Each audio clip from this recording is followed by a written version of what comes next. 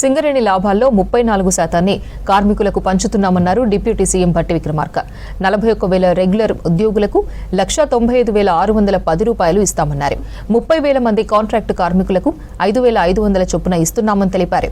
హైదరాబాద్లో సింగరేణి కార్మికులకు ప్రభుత్వం దసరా బొనాన్జా ప్రకటించింది.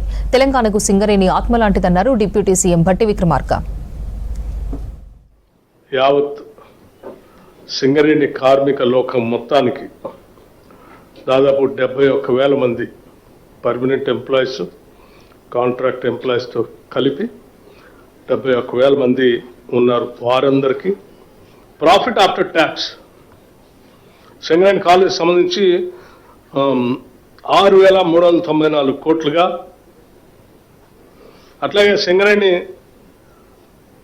వ్యవస్థని విస్తరింపజేయడానికి ఇన్వెస్ట్మెంట్ కోసం 4,034 కోట్లుగా, పోను మిగిలినటువంటి 2,360 కోట్లని ప్రాఫిట్గా మిగిలినటువంటి ఈ 2,360 కోట్లని సింగరేణి కార్మికులకి పంచే కార్యక్రమాన్ని దాదాపు దాంట్లో భాగంగా 34%ని 2,360 కోట్లకు 34%ని ఈరోజు చాలా సంతోషంగా రాష్ట్ర ప్రభుత్వం సింగరేణి సంస్థ తరఫున ప్రకటన చేస్తూ ఉన్నాం.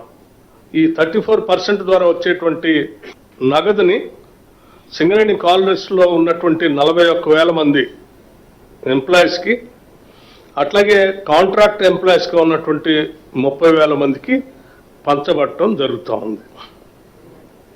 దీనివల్ల సింగరేణి కాలనీస్లో ఉన్నటువంటి ఎంప్లాయీస్కి, ఒక్కొక్క ఎంప్లాయీకి 1,95,610 రూపాయలు ఈ సందర్భంగా, పండగ సందర్భంగా పంపిణీ చేసే కార్యక్రమాన్ని ప్రకటిస్తూ ఉన్నాం. 1,00,000, నేను మరొకసారి చెప్తా ఉన్నాను, ప్రతి కార్మిక సోదరుడి కుటుంబాలకి 1,95,610 రూపాయలు, 1,95,610 రూపాయలు ప్రతి కార్మికుడికి దీని ద్వారా పంపిణీ జరగబోతా ఉంది. ఇకపోతే 30,000 మంది కాంట్రాక్ట్ వర్కర్స్ ఉన్నారు. సింగరేణి చరిత్రలో ఇంతవరకు ఎప్పుడు కూడా వాళ్ళకి లాభాల్లో వాటా పంపిణీ చేసే కార్యక్రమం ఎప్పుడు జరగలేదు. కాంగ్రెస్ ప్రభుత్వం, ఇందిరమ్మ ప్రభుత్వం వచ్చిన తర్వాత గౌరవ ముఖ్యమంత్రి గారు, మంత్రిమండలి మొత్తం కూడా ఒక ఆలోచన చేసింది.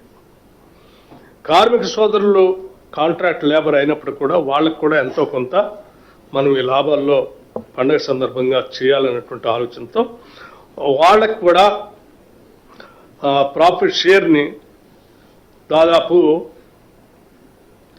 ప్రతి ఎంప్లాయీకి 5,500 రూపాయల లెక్క 5,500 రూపాయల లెక్క పంపిణీ చేసే కార్యక్రమాన్ని చేస్తూ ఉన్నాం.